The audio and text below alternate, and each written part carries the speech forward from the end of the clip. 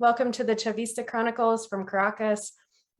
There is interpretation in Spanish on Zoom if anyone needs it. Gabriel, do you want to translate? Sí, claro. Para todos aquellos hispanoparlantes que prefieran, tenemos traducción, interpretación simultánea al español. Muchas gracias. Today we welcome Aidan Jonah, Editor-in-Chief of the Canada Files. Aidan is a young Canadian journalist who in 2019 founded the Canada Files, a socialist, anti-imperialist news website focusing on investigative journalism on Canadian foreign policy. He has written about Canadian imperialism, federal politics, and left-wing anti-colonial resistance across the world. During the 2019 federal election in Canada, Jonah worked as the head of communications and community engagement and Etobicoke North NDP candidate Naima Farah. Currently, Jonah is a third-year Bachelor of Journalism student at Ryerson University in Toronto, Canada. Please comment and ask questions in the chat. Also, please join, like, and share the Facebook live stream. Thank you for watching. Thanks a lot, Emily. Thank you, Emily. Well, thank you, Aidan. Thank you for being here. Thank you for being part of this interview. For starters, I think we should perhaps get into a bit of context. The Canada Files states on its website that you focus on Canada's foreign policy as well as local news. Could you please talk a little bit about what was your motivation for starting this media, and what are your main principles as a media site and when it comes to your work, your journalistic work? Yeah, for sure. I should obviously clarify to say that the local news focus is more so a thing of the past at this point. It is Canada investigation of Canadian foreign policy that is the driving thing. And so really in terms of the principles at its core is socialism and anti-imperialism. Those are really the core principles that drive the Canada Files forward in its work, is a real firm resistance to militarism, the role of which so many haven't understood in the past, and many still don't understand to the present. And so there's a reason why this work was done, because it had to be done, and nobody else was doing it. So that's really the core driving things for me. Right. Okay, Aidan, thanks for that background. Now, there was a very recent article in Canada Files about where you discussed how the NATO, National Endowment for Democracy, Open Societies Foundation, like foreign organizations, fund Canadian NGOs and Canadian civil society organizations that then go on to shape a public opinion in Canada. And like you said, that Canadian public opinion is more influenced by these organizations than belonging to the Canadian public themselves. So could you please expound on this idea and also tell us how the Canadian public can reclaim these spaces of their own opinion? Sure thing.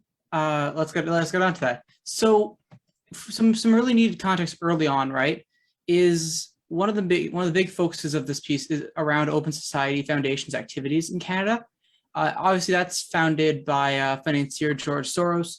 To get everything out of the way, of course, he's simply an actor of the neoliberal system rather than the figure he is claimed to be in right-wing conspiracy theories.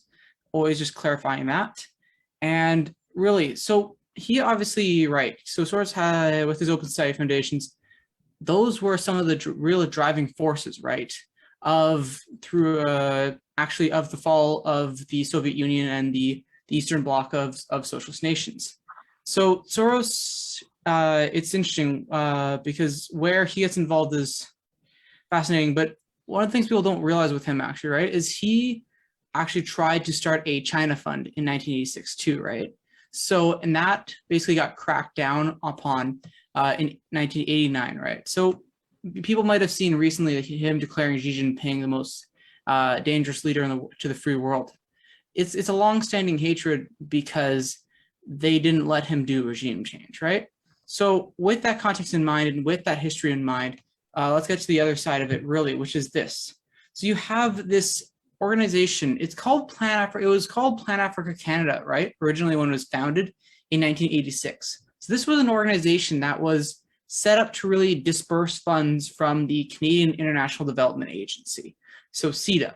And so from what they say, their role in that front ended in the 1990s, but just to give you an idea of how this organization originally started. So then you jump about 21 years in the future, this group becomes Impact. And where Impact comes into mind and where Open Society Foundations comes into mind is at this front, right?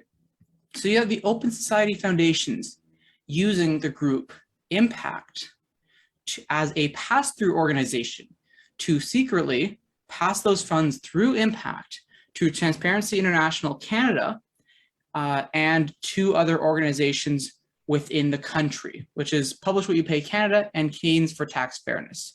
So it was valued around $237,000 Canadian as of October 2019. So this is look, it's not the most money, but it's some pretty serious money. And one of the things I'm pointing out here is you have these three organizations, right, that play a role in driving support for neoliberal systems, neoliberal solutions, and ideology. These groups receive a pretty strong amount of that funding, a very solid, at least, amount of that funding from Open Society Foundations, which Open Society Foundations purposely obscures. The irony of this all with Transparency International Canada, right, is they're actually the ones that made that available in their annual reports. I had to go digging for a couple hours to find it, but it was ironically the people who easily could have just hidden that. It was almost their blunder in a sense that made this possible to find. And we'll talk about these things later, but it becomes a trend where when these organizations are trying to hide something, it always tends to be one outlier that is a little too comfortable with putting out that information there. That's how these things tend to get found. You have to find like the one weak link in these imperial structures and these imperial misinformation structures, because often they're very, very good, but they're not perfect. And if you can exploit that weakness, that's where things start to come into play, right? But the thing is, if you had just this, of course, on its own, sure, it would be a story. But you have actually a couple, right? So that we're gonna get into the first one from what you're saying later on. But with the first thing, of course, is really the National Endowment for Democracy. Is that something you'd want me to explain, or you would want to explain, and then we can I can get into some of the groups that are being supported there. You can. Sure thing. Continue. All right. So this is basically it's a democracy promotion group, quote unquote democracy promotion group, that was founded during 1983 in Ronald Reagan's presidency, in fact. And so this organization pretty much, its role is to do openly what the CIA used to do in the past. And this was admitted in a public interview in 1991. So this is public knowledge, just that even some people on social democracy front actually choose willingly to ignore. But that is the reality. And so first of all, you have this group called the Uighur Advocacy Project, which we'll get into a bit later. But you also have this Canadian NGO, the Centre for Law and Democracy. This is the second Canadian organization to take money from the National Endowment for Democracy. And of course, yet again, I emphasize the democracy promotion and how they play a role in destabilizing any countries that don't go right for the American interest. We're in Canada, our government and our national security agencies, all these people that claim to be protecting Canadians from these foreign threats and enemies, they're ignoring the biggest threat of all, which is in fact the Americans. The Americans and the Europeans are the greatest threats from abroad to Canada. But that doesn't work for their imperial agendas. I want to give you an idea more so. You have this thing called the GIZ, which is basically the German equivalent, from what I can see, of the NED. It's like a semi-NGO attached to the government in a sense, but it's supposedly independent. It's the European Union. Of course, you got Canadian Global Affairs. Open Society Foundations pops up again, of course. And then you have this interesting thing. It's called International Media Support. And the whole funny thing about that is that it actually receives 91% of its funding from the Swedish, Danish, and Norwegian foreign ministries and embassies. So this is a kind of organization I don't think most people are aware of, but you have these kind of European countries, they do have these kind of organizations and subtly do engage in this kind of democracy promotion, right? So I don't want to get too long into the one individual thing. So I want to get to the point of what people could do, right? I think the very key thing here is it really is that people need to very much openly call this out. And look, there's a really pretty easy way to deal with this, which is, in my view, you should be looking to ban any organizations in Canada from taking money from the National Endowment for Democracy or Open Society Foundations. I just think that should be a no tolerance rule. And that's a simple way. If people push for that, look, there's a reality that they might try to push through other organizations or front organizations that might be created eventually. But the victory for political consciousness and increased political consciousness would be a huge victory. So I think that's an aim that people that really the Canadian left should be looking at, is seriously targeting these organizations and essentially demanding they don't interfere in this country, because there's actual points of opportunity. Or if Canada, I'm sure you're all aware of the case of Honduras, of course, with Manuel Zelaya, who's a liberal leader. But with mass social movements, they managed to force a fair few changes into of the Society of Honduras. And what did they get in retaliation? An American and Canadian orchestrated vicious, bloody coup.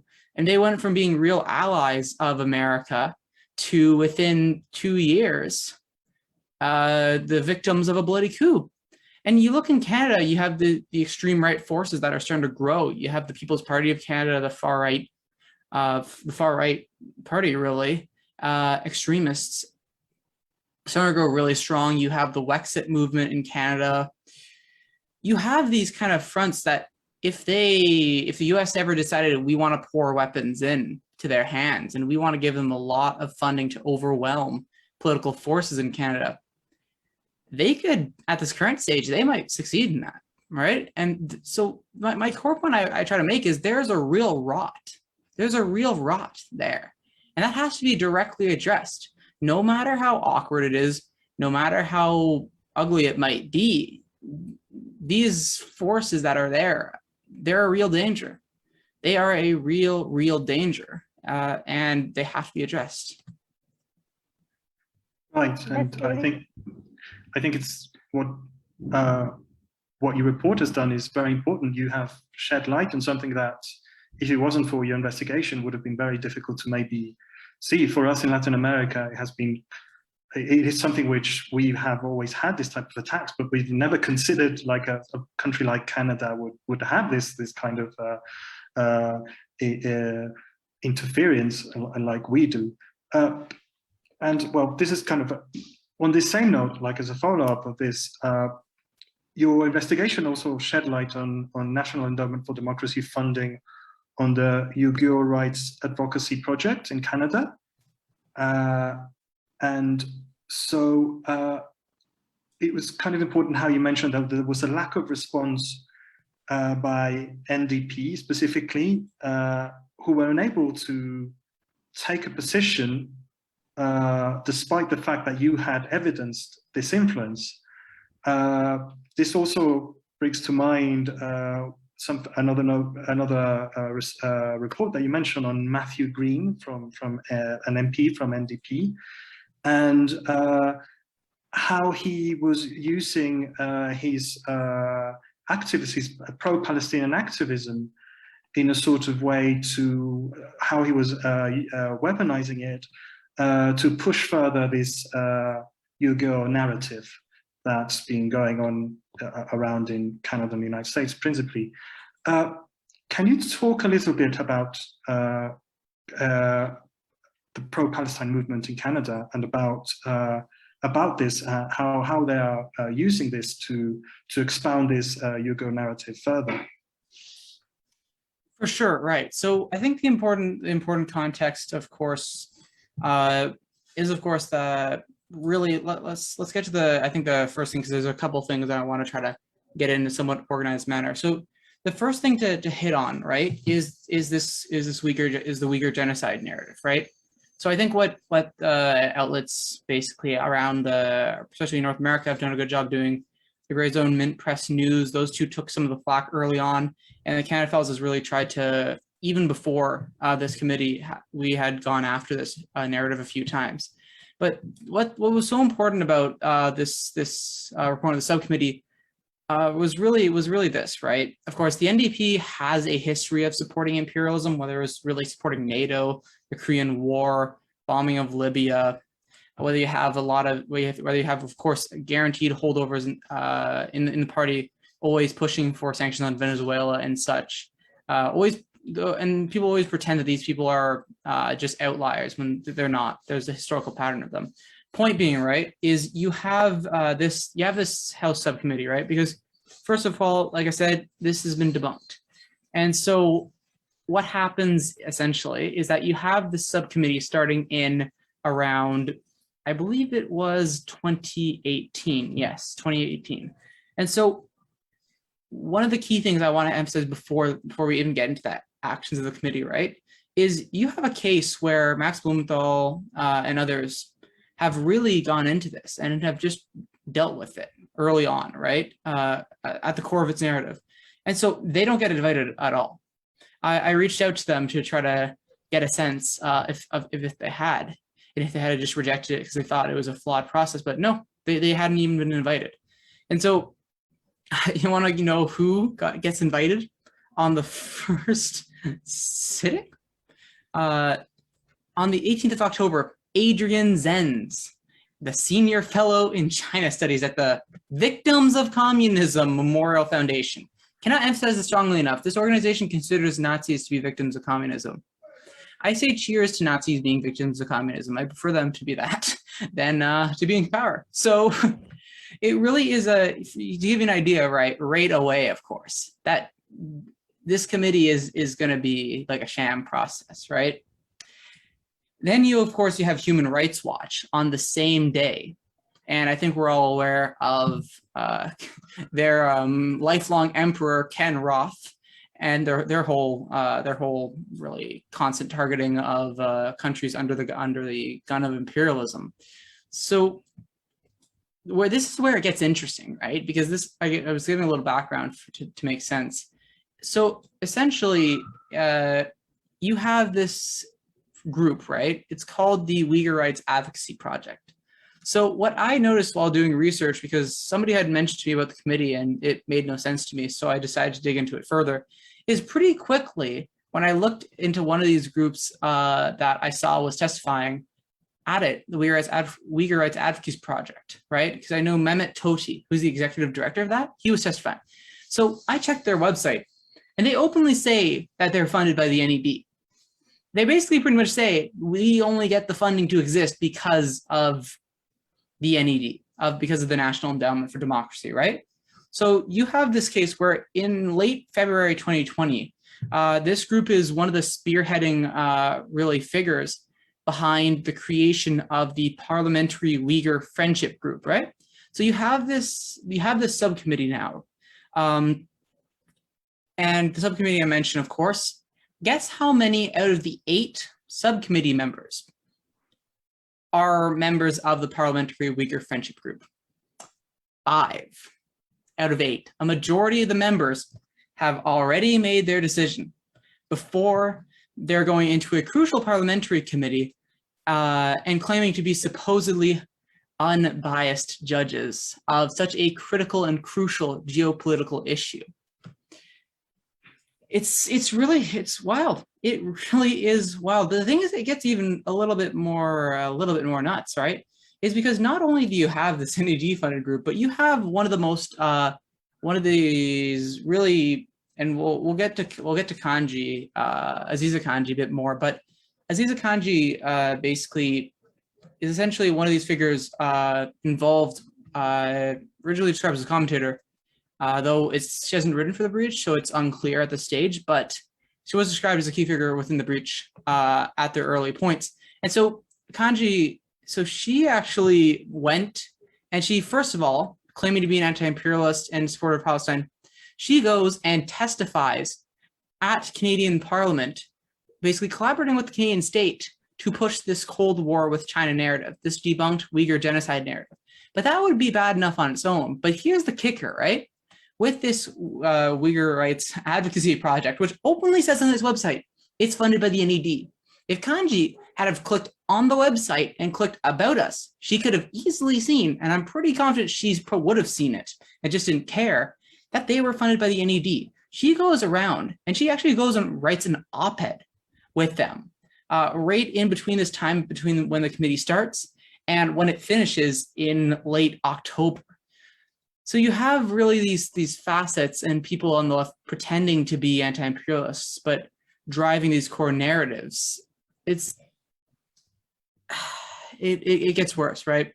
You have the East Turkestan government in terms of people that actually submit briefs to it. You have the East Turkestan government in exile, which is basically a proxy of the World Uighur Congress. And so, of course, the World Uighur Congress, guess who it's funded by? The NED. You have ASPI, which is a right-wing militaristic nutjob think tank that is funded by just a host of weapons contractors. You have this Uyghur Human Rights Project, which has received $1.284 million from the NED between 2016 to 2019. And then, most embarrassingly of all, you have the Canadian Labour Congress, our supposed organization of labor, cheering on this campaign. And so you just have a cacophony of utter clowns running around and pushing this genocide narrative. The Canadian Labour Congress is going to get its own focus eventually because it really is underappreciated in comparison to what many have called the AFL-CIA or AFL-CIO. But it's not. That's overall not the key point, because at its very core, what mattered is the action and what resulted from this. And what resulted from this report was, in fact, a conservative motion to declare the treatment of Uyghur Muslims to be a genocide, which, of course, it's not. And so, guess who was unanimously in support of this? The entire damn Social Democratic New Democratic Party. The entire party. You even had one of their MPs, Heather McPherson, being a subcommittee member who openly embraced this narrative. So at the end of the day, you have this vote. This was released on February 22nd, right around 12:30. So this was intentionally done, and I basically worked for that around 12 to 15 hours straight. I think I finished it at like 4 or 5 in the morning to make sure this could not afford to get out later than the committee. I got it out in time, early, with hours to spare, and you have the entire NDP except for, I believe it was Nikki Ashton and Don Davies, who they chose to abstain on the vote instead of resisting it. All of them went for that. All of them. It was a unanimous parliamentary vote. And guess who the only people to abstain, of course? You had the 2 NDP MPs, and you had the entire Liberal cabinet. That's right. On the Uyghur genocide narrative, Justin Trudeau is better than Matthew Green. I kid you not. And so it's just such a whole nut scenario. You have foreign forces en masse openly influencing Canadian democracy and our decisions that very much have led to further deterioration of our relations with the strongest economic power in the world, in China. That is the simple fact that the government and like I said, our national security agencies, they don't give a damn about foreign interference. They don't. It's just a narrative to drive anti-communist and anti-left sentiment. That's all it is. It's a complete show, and these people are charlatans. And here's the thing, it keeps getting worse. Because of course you asked about Green and Kanji manipulating the Fourth Palestine Solidarity Movement, which is something I did an article on recently. You're correct there. So here's the interesting thing, all right, the tidbit with Matthew Green, is that 4 days earlier, and this is something I missed early on, and in fact might have led me to do this article earlier if I had known, was 4 days before this, in a parliamentary debate kind of around the issue before the vote came up, Green had actually essentially, and I'm paraphrasing here, he essentially just said, why are the conservatives not pushing for Palestinians with the same energy that they're pushing for the supposedly genocided Uighur Muslims in Xinjiang? So he already dropped a huge hint that he was going to go in this direction. And we missed that at the time, but caught it eventually. And so I give you this idea, right? Because this idea didn't come from nowhere, right? At least its iterants in Canada, that really began, it was around September 2020, in fact, because you had this, like I said, you had this writer and really supposed pro-Palestine hero, Aziza Kanji, who, from everything I can see, really just got to skate around consequence-free, spreading these pro-imperial smears before the Canada Files took her and others to task over this crap. Because, right, you have this event on Kashmiri solidarity.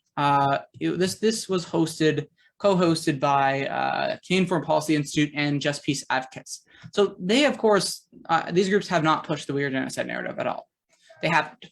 But this is what I mean when we get onto this point of co-optation of movements and manipulation of movements. I think it's a perfect transition, because of course you have this Kashmir event, and so Kanji is smart, right? What Kanji does, she talks normally about this, about the Kashmir issue, it focuses on that, goes from there.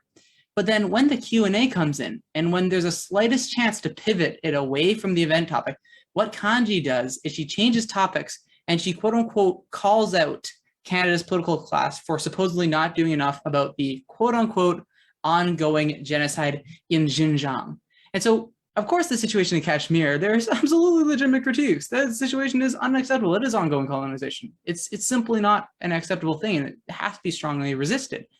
But what Kanji does that is so dangerous, and as I'll explore later, there is really a strong precedent of this in America, is trying to wrap these two issues together to the point where people get confused.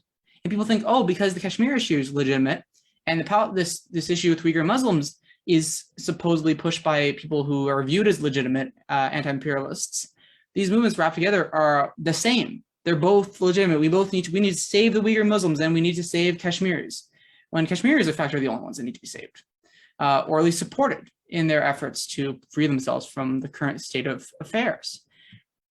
And so what happens, right, is, of course, as we mentioned, and as we went into extensively, Green goes about 4 days before the Xinjiang subcommittee, the vote on declaring genocide against Muslims in Xinjiang.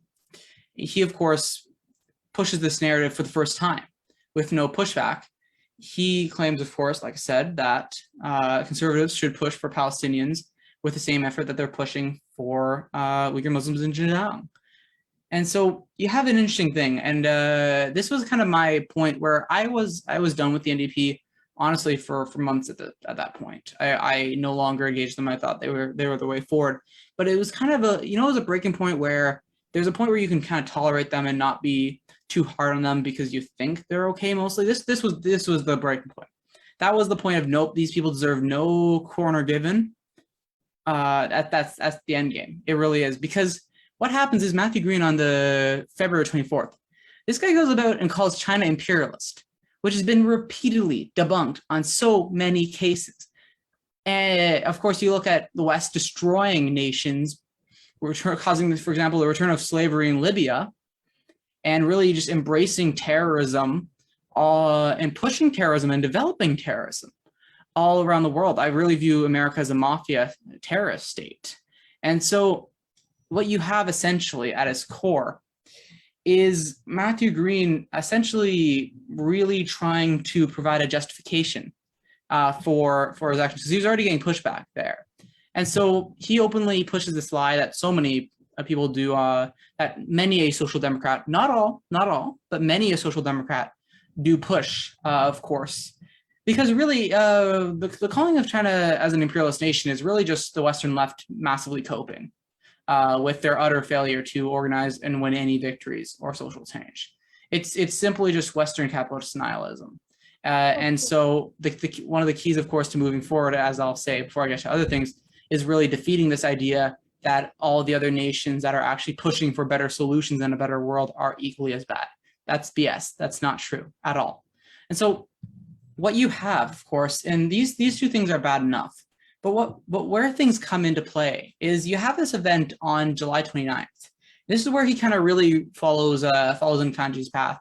So it's this event from the Coalition of Canadian Palestinian Organizations. It's a strictly Palestine solidarity event, strictly Palestine solidarity. And so what he does is, of course, in this case, he falsely lumps together actually existing Israeli apartheid against Palestinians towards the treatment of Uighur Muslims in Xinjiang. And so what Green does, right, is he argued that, quote, we have no problem in the House of Commons calling that, which was, he claims, China treatment of Uighur Muslims, for what it was, a quote unquote genocide. And what Green's trying to make that point there, right, is Green, that Canada, of course, is flagging supposed genocide to push for the cancellation of the Olympic Games, the 2022 Winter Olympic Games in Beijing. So it should modify the Canada-Israel Free Trade Agreement to ensure that Israel upholds international law. So this is problematic on so many levels. So first of all, of course, it's almost a bit more of a dangerous argument, right? Because it's phrased in a way where the supposed genocide has to be true for then further grounds for Palestine solidarity activists to get what they want, which is more pressure on Israel or actions on the Israeli apartheid state. So it's really manipulating manipulating hardworking, caring people that genuinely don't want war and want solidarity by twisting this in almost a reverse way, which, like I said before, I think is a bit more dangerous than just blatantly connecting the two. And also, here's the thing, is that's even modifying the Canada-Israel Free Trade Agreement. It's actually a pathetically weak position.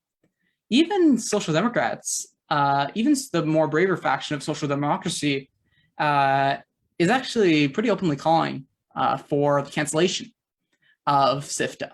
Now, of course, it's mostly socialists that are pushing for that, but you even do have a brave faction that is calling for that, right? And so it's just a complete failure on multiple political levels. Well, no, an intentional failure. And so what you have, of course, like I said, with Kanji, with Green, using a false premise and a false looping in of the issues of Xinjiang and, of course, of the Israeli apartheid against Palestinians. It's an incredibly dangerous thing. And here's the kicker. This actually has a precedent. And this was thanks to a really good podcast episode from the Electronic Intifada. I'm sure people are aware of that, at this point. So what happened is during the early 2010s, you have this case where the American Palestine Solidarity Movement was actually used to support imperial dirty wars in places like Syria and Libya. And so this was accomplished in a very similar way to what Green did. And this is why I think it was really important into Canada. Yet again, the opportunist left can't even create its own cynical manipulations. There's an irony, of course. And so they took the legitimate oppression that Palestinians face from Israel, and of course they wrapped it in yet again with the situations of Syrians in Syria and Libyans in Libya to falsely claim that these people needed rescuing and needed saving from their evil, dastardly governments that they didn't. In fact, they did not. You could go piss off and they'd be perfectly fine. But that's, of course, not the role of the Western social imperialist left. So what ends up happening, of course, right, is that this effort to manipulate the Palestine solidarity movement in the US, it actually worked. That's the kicker. It actually worked because you at least had enough elements of the Palestine solidarity movement support the imperial narratives against Libya and Syria.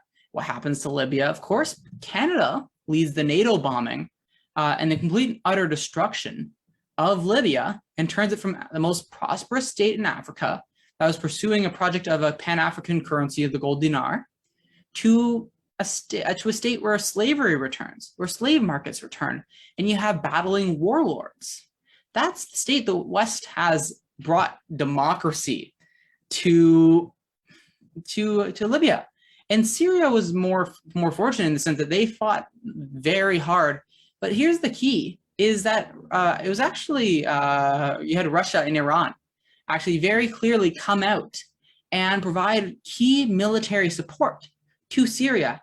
And they've been able to slowly, over the years, turn the tide against the Western-backed and funded jihadists that were trying to destroy the secular Syrian nation.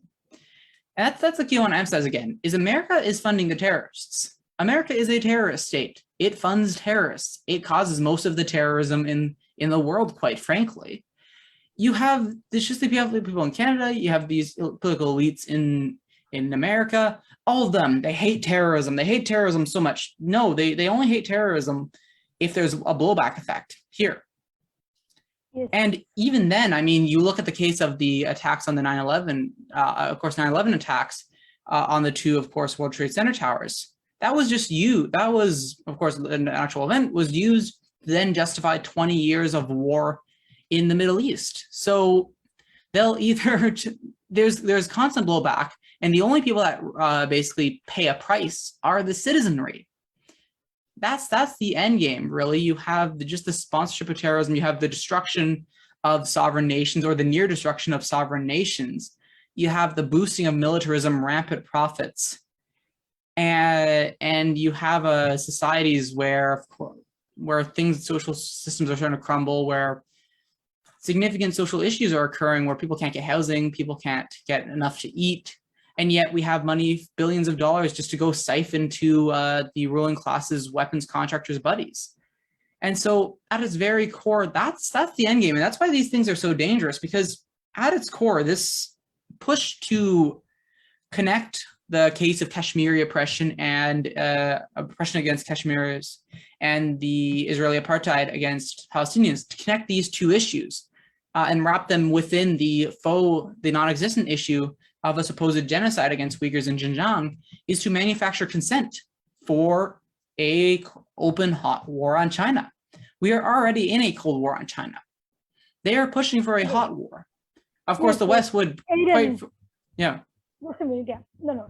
We are going, like, just because you are going into the Cold War, I had this question for you. So it's good go ahead. That you are already into it. That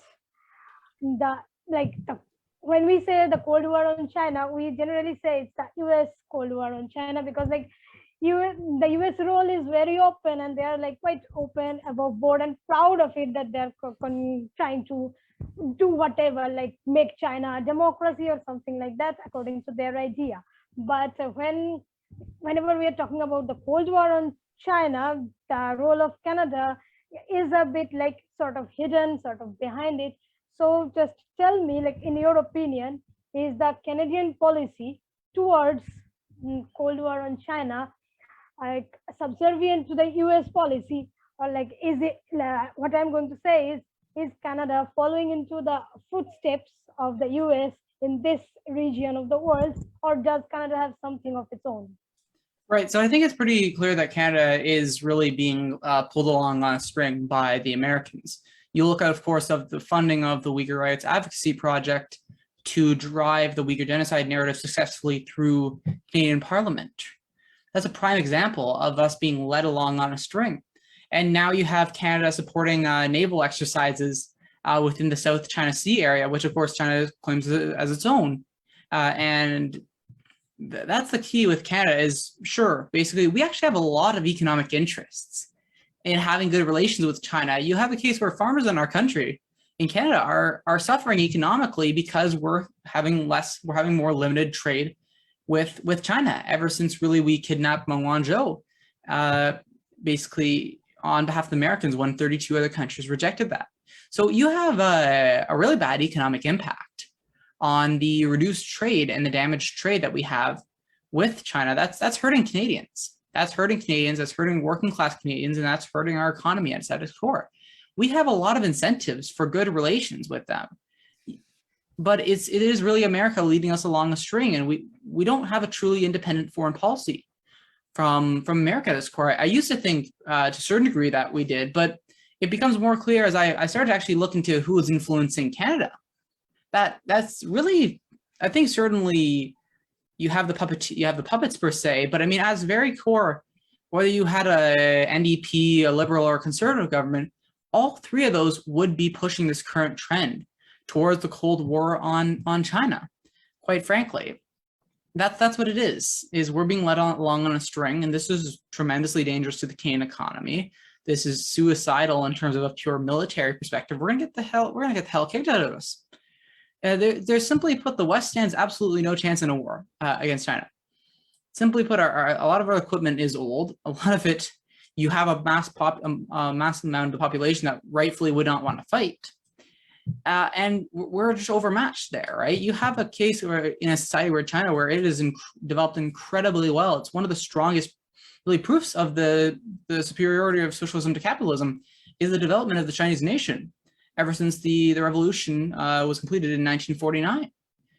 That's the thing at its core, is it's a suicidal path we're being led along. And we have our political charlatans, whether it's from the liberals, the conservatives, or from the Social Democrats and the NDP, like Matthew Green. They're all leading us down a terrible, dangerous path that is going to cause us nothing but devastation, pain, and poor economic conditions. That's the reality of it.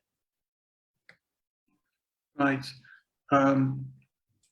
Now, going to an issue which is kind of closer to this hemisphere, we recently had Yves Engler on at the Orinoco Tribune, and he informed us that 75% of the mining companies in the world are either based or registered in Canada.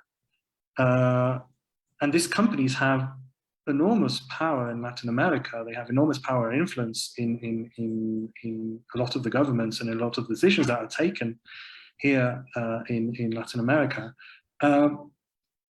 And we have examples of the interference of these companies, like, for example, Crystalex in Venezuela, which showcase some of the power these mining companies have. Well, not only in Latin America, all around the world, but kind of here we feel that that interference it's quite evident. I wanted to ask you, to what extent does the mining corporations have an influence within the foreign policy of Canada? Oh, for sure. I think it's a really crucial driver, for sure. A lot of people talk about how Canada is just three resources companies in a trench coat. That's the running joke, and they're not entirely wrong. Quite frankly, is you just have Canada really openly advocating for these companies, working to get better trade relations, and really are able to further exploit the people really of Latin America. You have this of course, like something like CETA playing a key role in really greasing the wheels a lot of the times with trade regulations or a change to mining laws that is funded through CETA. And these laws really help, like I said, grease the wheels for these mining companies to take these horrific actions. And it is very much a driver. I mean, I'll give you an example. One of a great piece that the Canada Files Associate Editor Daniel Z did.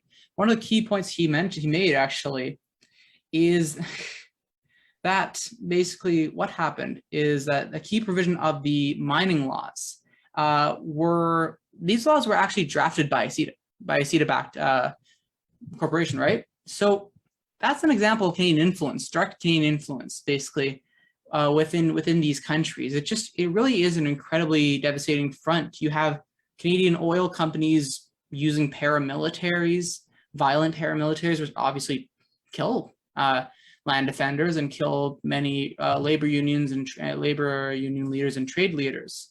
So Canada really does play a devastating role in Latin America, and very much it is the case that these resource companies they really do drive that imperial foreign policy, of course, in the region. Aidan, like since we are in Latin America anyway, so as I was going to ask you, like you may have seen, I think everybody knows about these recent developments going on in Venezuela, or rather in Mexico City, where the Venezuelan government and the extreme right sector of the opposition are continuing a dialogue to resolve certain issues. And like 2 rounds are already over. The 3rd round is upcoming in late September. So at the same time, this US ambassador to Venezuela, and I say ambassador within quotes because he has never presented his credentials to the Venezuelan government, nor does he live in Venezuela, he lives in Colombia. Now, his James Story, he recently said that if these talks fail, then the United States, together with Canada and the European Union, are working on to impose new sanctions on Venezuela. Now, there are already many, like already over 200 sanctions, and like it's the 5th, Venezuela is the 5th most sanctioned country in the world.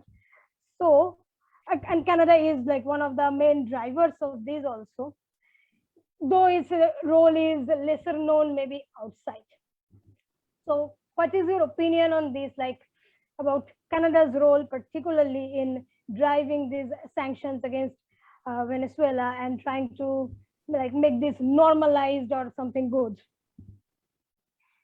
Right, for sure. I think it's an incredibly dangerous thing, in fact, and I think it's very much a reality. It doesn't surprise me in the slightest that Canada is really trying to present more of a sledgehammer, because I think as you're well aware, of course, Canada was really the driving force behind the founding of the Lima Group, of course, in late 2017, and the oft mentioned in the Canada Files former foreign minister of Canada, Chrystia Freeland, was one of the definitive drivers of this force. And this was an attempt, of course, to do a coup against Latin America by eventually choosing the fake president to be Juan Guaido. And of course, this luckily miserably failed. But there's a really important point to always emphasize is, of course, we were the driving force behind that. And this is another example of how Canada's foreign policy is really driven by America. It's quite blatantly obvious, and I think it's fairly well known, that Canada was pretty much handpicked to play this role and to drive the regime change against Venezuela, because the US didn't want to appear as being directly involved in this, because of course the US did play a driving role in the first coup attempt against Hugo Chavez. And so, of course, I think a lot of people clued into that reality, but that's another example of how we don't really have a sovereign foreign policy in Canada. And I mean, yet another example that, of course, and this is why I emphasize the need for that.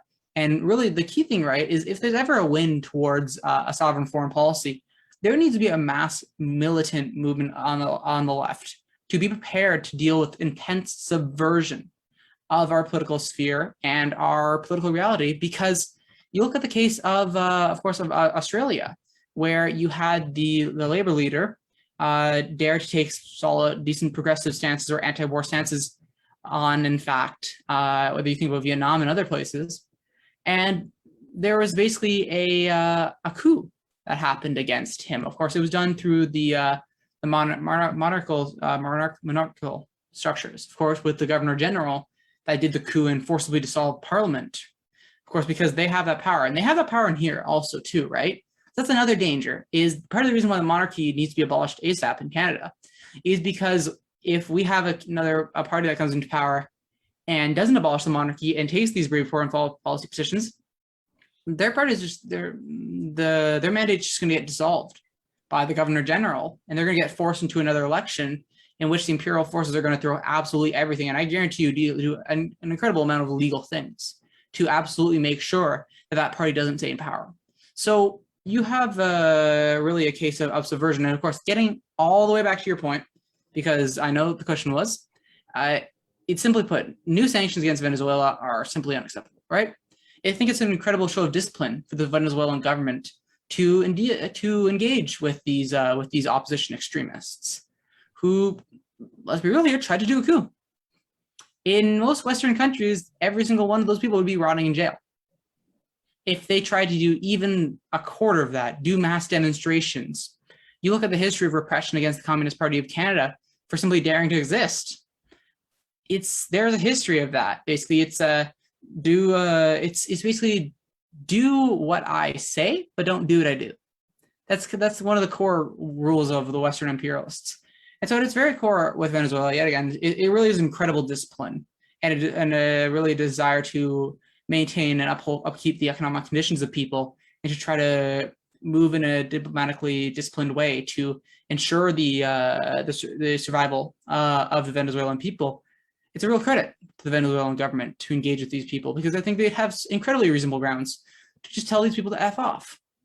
They would have incredibly reasonable grounds, but they do it because they care about their citizenry and what they hope to do, and they might not get relief from sanctions, or even they might not even be able to keep the current sanctions regime. It might get worse. But part of this purpose, of course, is just hopefully to not have more brutal sanctions imposed on that. Because what's the rule of thumb, of course, with America as a mafia state is that the countries, when they're not interfered with against America, these left or socialist countries, they actually do well economically. They succeed economically. They build social programs. They raise the standard and quality of life for people. And there's better times ahead for people. And when these sanctions come in, people are economically immiserated. They have worse lives. They struggle more. And I mean, America's made it pretty clear. There's even an FBI dossier, I think it was on a declassified one.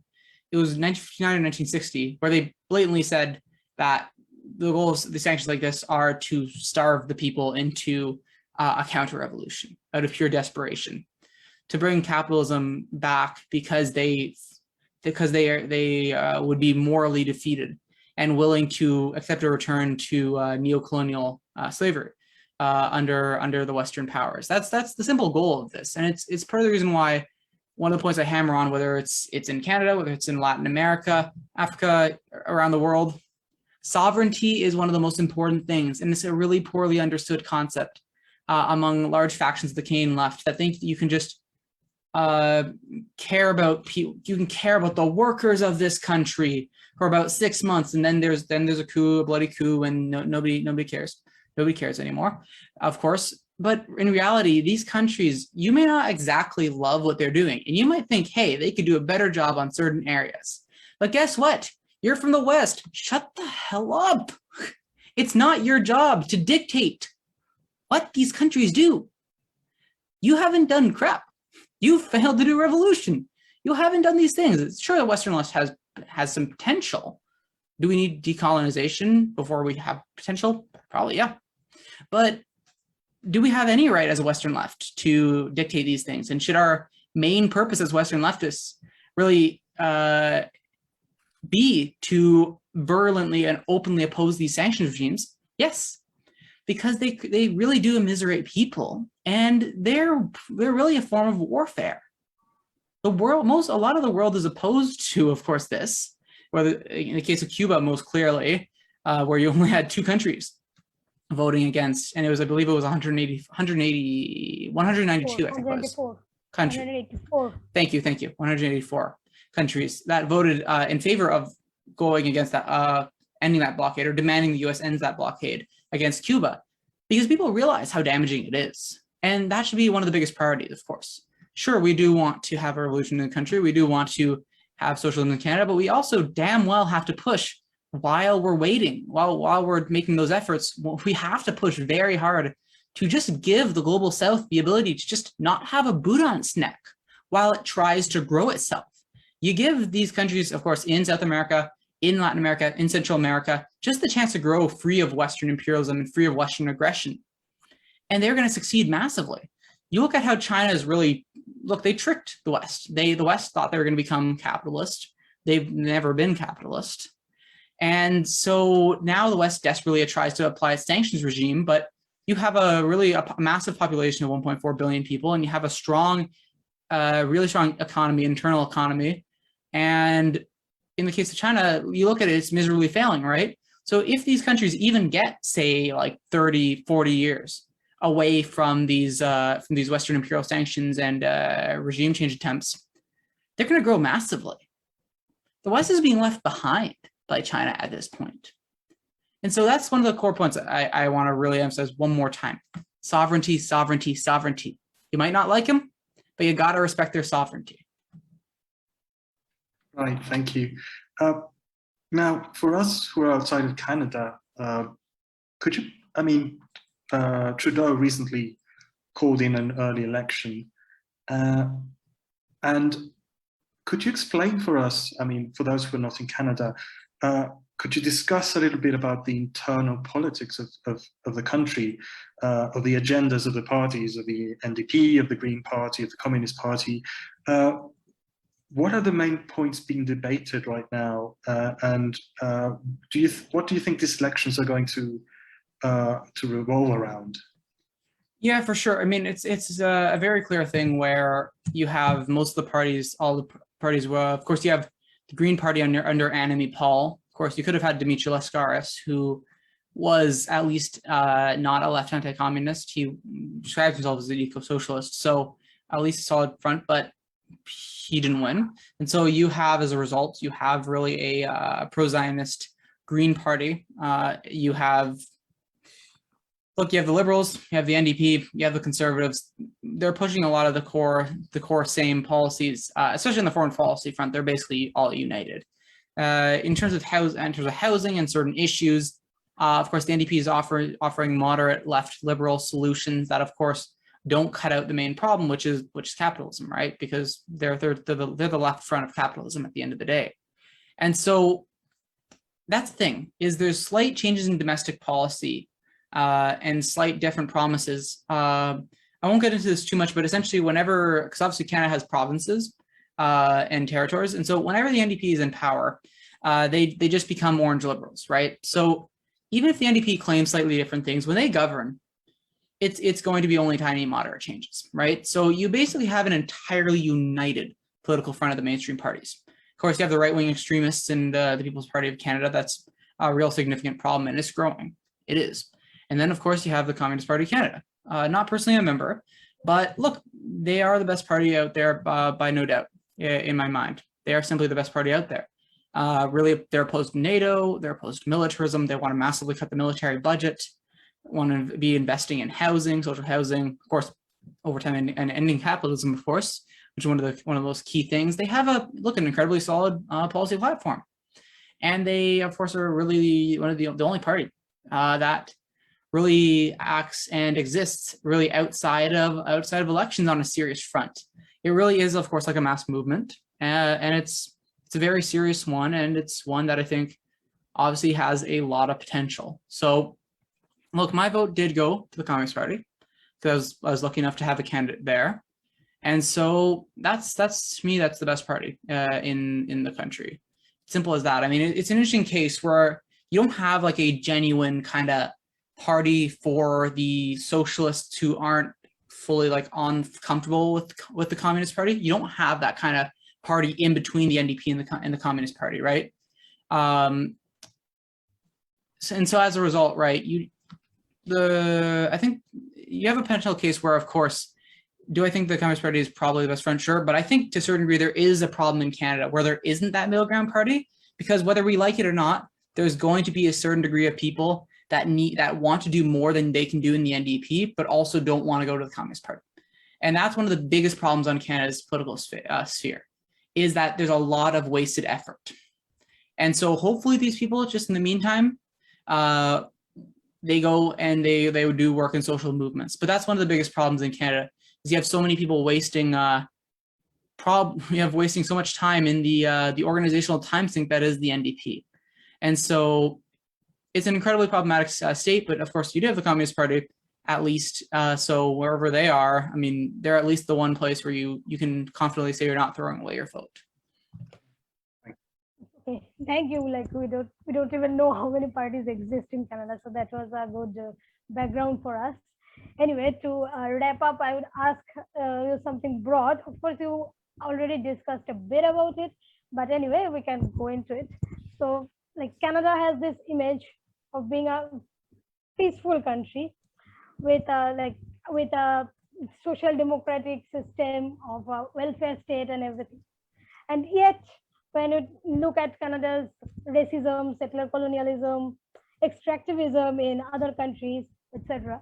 So, like, these things exist in their domestic policy, but this settler colonialism or disrespect towards indigenous peoples in general is many times seen many times over in other countries where they, like we have already been discussing, the Canadian companies just extract resources and leave the people there in poverty or like that, or maybe sell arms to Saudi Arabia or support imperialism around the world and also participate.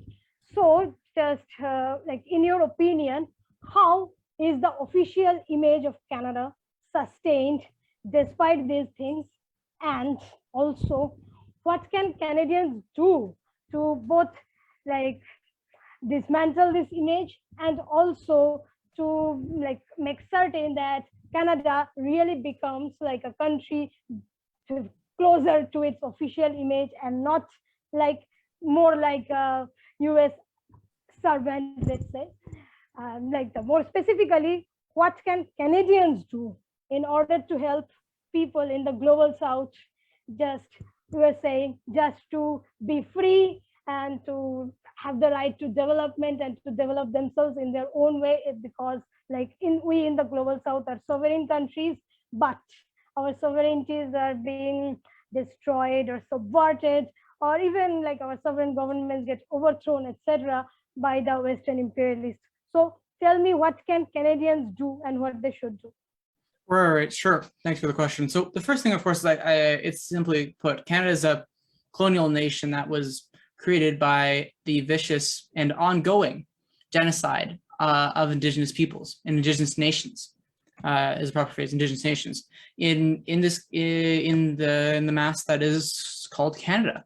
So to put it simply, without total decolonization, really in a return to Indigenous sovereignty in this country, we cannot hope, the peoples of this land cannot hope to really achieve fully what we want. They're simply put, it's like this foolish American nationalism where socialists think they can drape themselves in the American flag, and all of a sudden people are going to go drool all over them when they're just endorsing a murderous settler colonial state. It's like, if I'll give you an example with Canadian nationalism, for example, would people be cool if basically, for example, the Israeli left, of course, doing the brutal apartheid against Palestinians, if they just draped themselves the Israeli flag and said, we love Israel, but we're going to be leftists and we're going to do this? It's like, that doesn't work, right? You think about it, that idea sounds nuts. And that's Canadian leftists trying to push this Canadian leftism is the same as Israeli leftists trying to push this pure idea of a pure Israeli state. It's simply impossible, right? And so, of course, the core, if it's how is it manufactured, that really comes through a faction of really an opportunist left political elite. Of course, at its core, you have a mainstream media and a mainstream political apparatus, NGOs, and political parties, of course, that really work to maintain the power and work on behalf, of course, the capitalist political elite, capitalist elites, or the bourgeoisie in this country, in Canada. That's the core driver. And then on a certain level, a lower level, you, of course, like I said, you have the opportunist left, that when people get out of those two parties, like I said, where the NDP acts as that left arm of capital to keep people from going outside of that box, keep them in. That's the role of the NDP at its core. And they're really a dangerous force. And there's a reason why, despite the complaints of some people, the Canada Files go so hard on them, because they are a toxic force in Canadian politics. And of course, you have, like I said, mentioned the NGOs, the political organizations, and some of these groups, of course, funded through foreign influence and foreign money. For example, a group I didn't get into, and well, maybe another time, the Macdonald-Laurier Institute. This institute pushes for really a Canadian militaristic policies, and they get an undisclosed amount of money. And I did some calculations, and because of the lack of transparency, they could be funded 80% by the Latvian Ministry of Defense, right? You have this case where foreign powers and these kind of foreign funded think tanks, really, they at its core are working with the media in this country. They work and they invent reality, as Parenti would say. They invent the reality. It doesn't matter what's happened. It doesn't matter what the actual conditions are. They simply just invent. They just make things up. And because they have the power and the control over these things, bad can equal good and good can equal bad at their very whim, right? So look, Canadians, there's part of the reason why I believe so strongly in the project of the Canada Files. It's very much going after the credibility of the people in the NGOs, the political elites, and media that invent that reality. But it's also a case where people need to get involved in mass social movements. They need to escape from the mainstream political parties, or if they feel comfortable and they prove worthy of being part of the Communist Party of Canada, look, they should be going to those two fronts. And of course, something broader is, look, with the Canada Files, if the Canada Files succeeds in its fundraising efforts, when it does succeed eventually, one of the key goals of it really is to build within Canada a mass anti-imperialist left media ecosystem. I think the current ecosystem and even the social democratic ecosystems, look, they're not going to get the Canadian left and Canadian people towards decolonization and towards sovereignty. It's not a fun idea to have to say basically that the current structure is entirely rotten, but it is. There is no future. There is no genuine mass militant left movements that come through the current media ecosystem on any of the fronts, or through any of the mainstream parties on any of those fronts. History has to be made. I think there's been a willingness to settle for being made by history rather than making history yourself at its core. And I think it's a problematic thing that has to change. Right. And now that you mentioned that, now that we've actually come to the end of our interview, and we would like to thank you very much for your time, would you like to end this by talking a little bit about your funding campaign? Oh yeah, for sure. That would be terrific, right? And so the Canada Files, we really started this fundraising campaign in August, but we've had some progress, right? The goal, of course, of this fundraising campaign is really to let myself and Daniel G, the associate editor of the Canada Files, do this work on a full-time basis. Now, we have the moderate targets right now because we are at around $862 a month Canadian.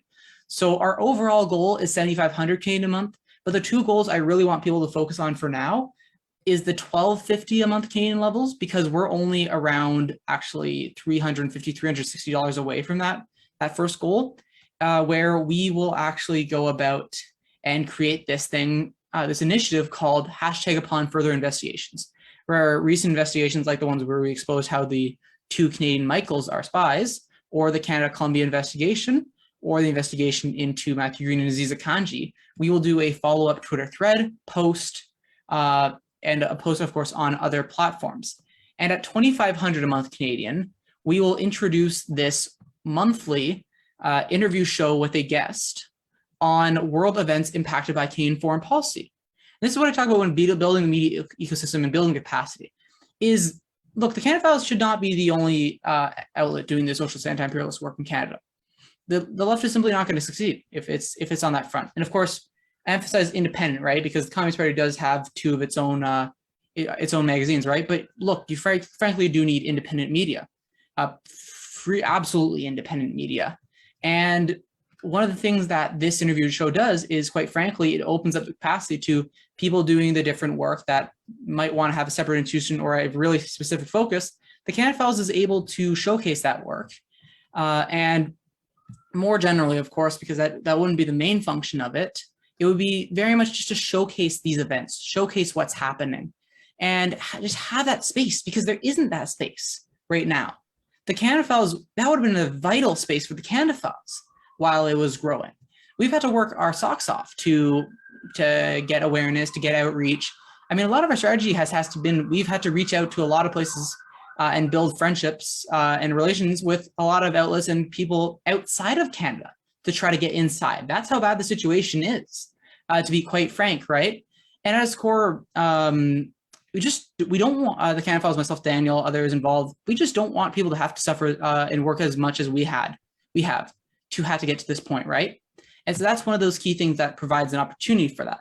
And also, one of the benefits is at that $2,500 a month level, myself and Daniel G, of course, associate editor of the Canada Files, will be able to be supported in this work financially on a part-time basis. And so that wouldn't be our full goal, but it would at least be something that would buy us time. And that is key. We need more time to fully boost this project up to its absolute full potential. But look, we need people's support. The kind words, the support, it is great. But to get where we are, and as I'm sure Orinoco Tribune, of course, is well aware of and deal with your own issues around that front, look, the financial support is the most key. It really is. That's what enables anti-imperialist media like Orinoco, like the Canada Files, to thrive over the long term. That's support, and that's really what we need. So I think the link is it's in there, but I'll say it out loud to people in case. It is donorbox.org/the-Canada-Files. So that really a donation there, setting up a monthly donation or an annual donation will be incredibly important in helping us ensure that this vision can continue on in its current full pace.